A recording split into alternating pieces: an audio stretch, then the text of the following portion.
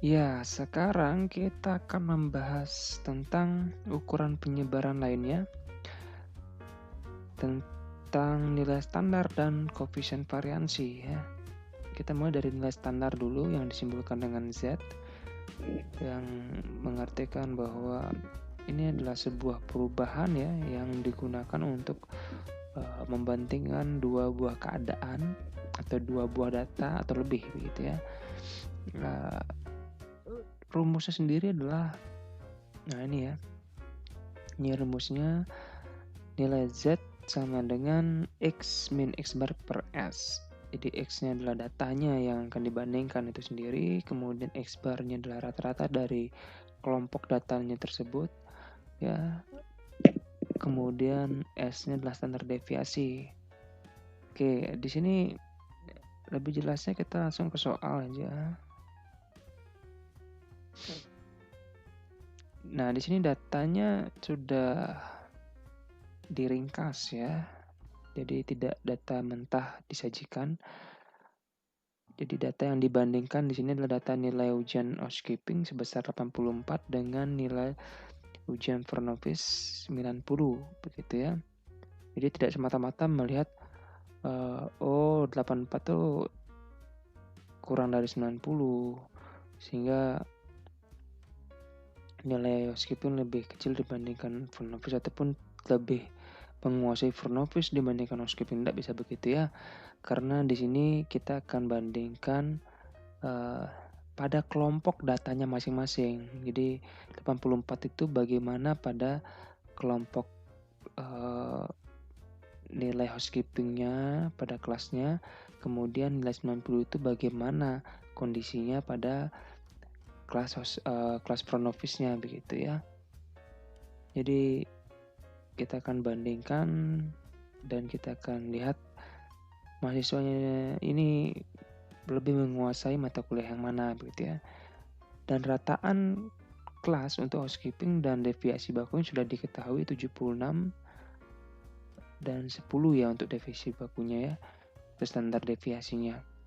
Dan rataan kelas untuk front office dengan deviasi bakunya juga sudah diketahui sebesar 82 dan 16.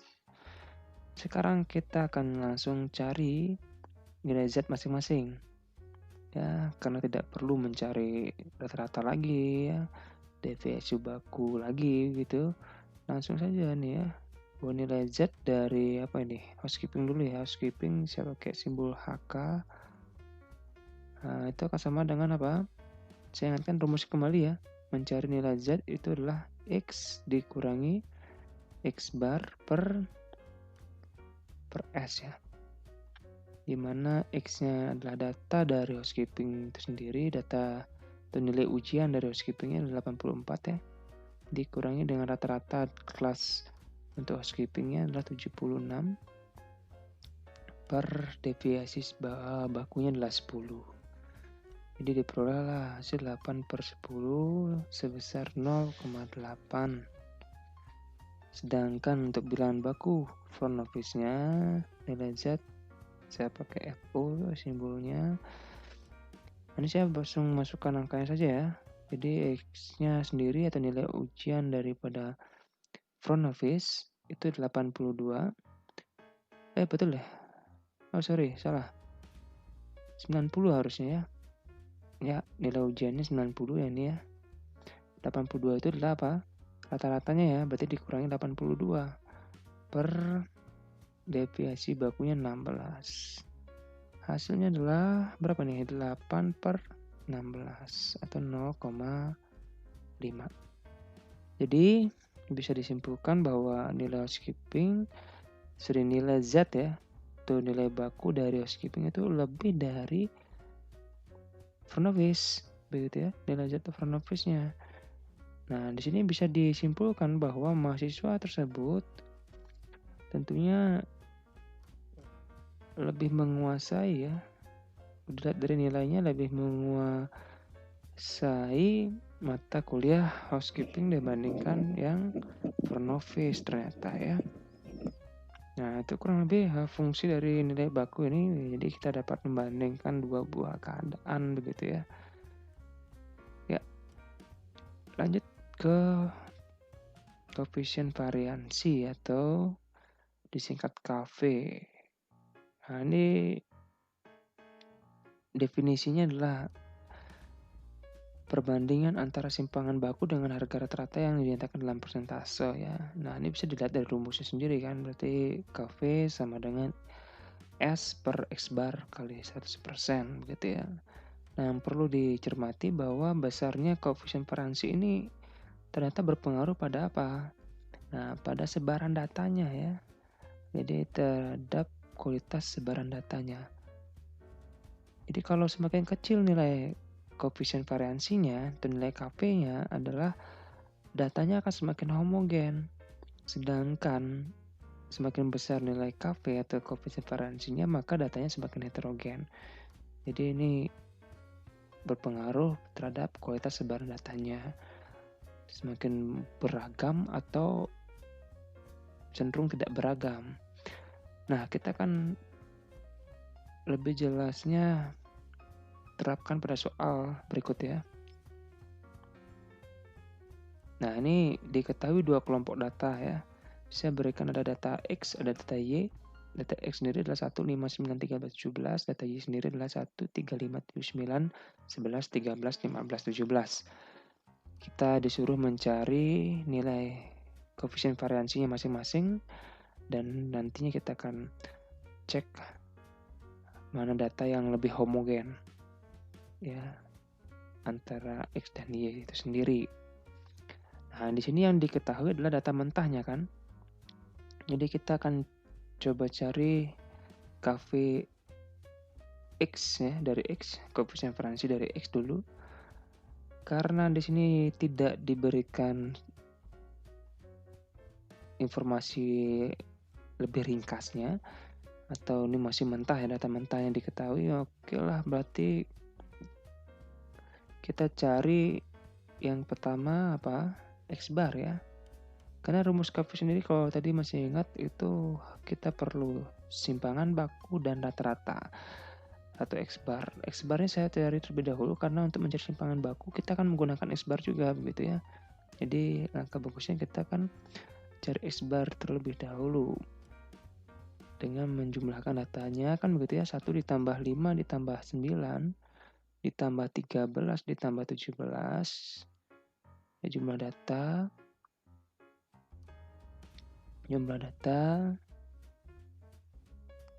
kita bagi ya, dibagi dengan banyak data yaitu 5 ya. Ini kalau dihitung berapa? 1 tambah 5 6 tambah 9 15 tambah 30 ya. 45 per 5 ya. Hasilnya adalah 9 ya. Ya. Yang kedua, baru kita mencari simpangan baku atau standar deviasi. Ya, kalau dirumuskan kan apa ya? Akar dari sigma X I min X bar kuadrat ya per N-1 ya. Ini mungkin kita pakai bantuan tabel untuk menghitungnya ya biar tidak terlalu panjang menulisnya ini ya. Oke, saya buat secara horizontal aja panjang biar tidak menghabiskan banyak ruang. Yang pertama ada XI-nya saya tulis dulu ya 1, ada 5, ada 9, ada 13, ada 17. Kemudian ada XI kurang X bar ya, karena di rumus kita perlu tahu XI min X barnya dulu ya. XI kurang X bar, untuk data pertama kan 1 ya, dikurangi X barnya kan 9 ya, itu negatif 8 dong ya. Terus yang kedua 5 kurang 9 negatif 4, 9 kurang X barnya 9, 0, 13 kurang 9, 4, 17 kurang 9 adalah 8. Kemudian karena di rumus kita mencari kuadrat dari XI min X bar, nah tinggal dikuadratkan ini. Negatif 8 kuadrat kan jadinya 64. Negatif 4 kuadrat kan positif 16. Ini 0 nih sama 16 nih 64. Tuh ya. Saya kira selesai. Tinggal cari sigma. Untuk siapa? Untuk yang cukup yang ini kan. Sigma dari ini nih. Dari XI min X bar pangkat 2 ya. 64 tambah 16 tambah 0 tambah 16 tambah 64. 64 ke 2 berapa tuh? 128, 16 ke 2 32, 124 tambah 32 160. Jadi kita bisa cari S-nya sekarang ya dengan mengakarkan 160 per berapa nih? Per N-1 berarti 5 kurang 1. Berarti akar dari 160 per 4 sama dengan akar 40 ya. Nah, ini perlu saya hitung menggunakan kalkulator nih ya. Kita pakai alat bantu kalkulator untuk menghitungnya. Akar 40 berapa sih? Sekitar 6,325 ya. 6,325 sorry. 6,325. Tuh. Sekiranya kita sudah dapat S, baru bisa mencari nilai KV dari X. Rumusnya tadi apa ya? S ya, per X bar ya, dikali 100%. Nah, berarti ini hasilnya sama dengan S-nya tadi berapa? 6,325 per X barnya berapa ya? X barnya 9 dikali 100%. Ini butuh kalkulator lagi ya. Ini kita langsung bagi lah ya. Bagi berapa tadi? Bagi 9 ya. Kemudian dikali 100%. 70% ya. Itu sama dengan 70. Kalau dibuatkan lebih detail, kita pakai 2 angka saja dengan koma ya. 27 ya. 70,27%. Oke. Tinggal lakukan langkah yang sama untuk mencari nilai KV dari Y. Nah, ini lebih banyak lagi ini kan datanya ya untuk KV. Data Y ini ya. Rata-ratanya dulu cari ya. 1 ditambah 3 ditambah 5 ditambah 7 ditambah 9 ditambah 11 ditambah 13 ditambah 15 ditambah 17 ya per banyak ratanya berapa? 1, 2, 3, 4, 5, 6, 7, 8, 9 ya per 9 sama dengan berapa nih? 20, 20, 20, 60, 81 ya per 9 berarti sama dengan 9 rata-ratanya. Kemudian yang kedua kita akan cari S-nya, rumusnya masih ada di atas, kita langsung buat tabel bantu saja. Yang pertama XI-nya saya buat lagi ulang 1, ada 3, ada 5, ada 7, ada 9, ada 11, ada 13, cukup banyak ini, 15, ada 17. Kemudian kita cari XI kurang X barnya, 1 dikurang 9 negatif 8, 3 kurang 9 6, 5 kurang 9 negatif 4, ini sudah negatif 6 ya, 7 kurang 9 negatif 2, ini 0, ini 2, 4, 6, 8. Kemudian tidak hanya itu, cari apa? Cari XI min X bar kuadratnya. Ya, kemudian kita kuadratkan hasil yang tadi, ini 64, 36, ya 16, 4, 0, 4, 16, 36, 64. Cari sigmanya ya. Itu kalian bisa hitung sendiri lah ya. Ini sigmanya saya buat di sebelah saja nih. Sigmanya itu untuk yang ini aja ya. Untuk yang terakhir XI min X bar kuadrat. Tadi saja 160 ya. 160 untuk ini ya. Ini 160. Tinggal tambah lagi. Ini 40, 80, 80 ya. 160 tambah 240 ya. Ini 240. Ini yang kita akan gunakan Sehingga S sama dengan 240 per N-1 nya adalah jadi 9 ya, dikurangi, banyak datanya ada berapa? 9 ya, betul ya. Dikurangi 1 sama dengan, ini diakarkan ya. Akar 240 per 8 sama dengan akar 30 ya. Akar 30 sendiri adalah, kita bantu lagi dengan kalkulator, 30 sekitar 5,48 ya. 5,48.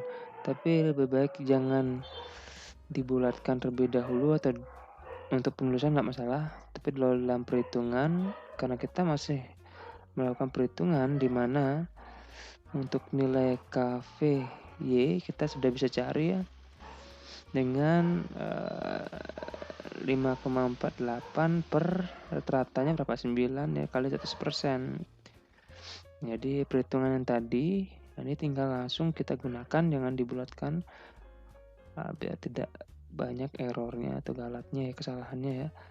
Dibagi 9 ya, kemudian kita kali 100 ya. Nah itu kalau kita ambil 2 angka belakang koma, 2 desimal begitu ya, maka hasilnya kan 60,86 ya, 86%. Itu nilai KV masing-masing, dan kita akan simpulkan gitu ya. Simpulkan, jadi karena nilai KVY itu kurang dari nilai KVX ya, maka data Y itu bisa disimpulkan lebih homogen dibandingkan data X gitu ya. Jadi data Y lebih homogen. Itu kira-kira penerapan nilai koefisien variansi.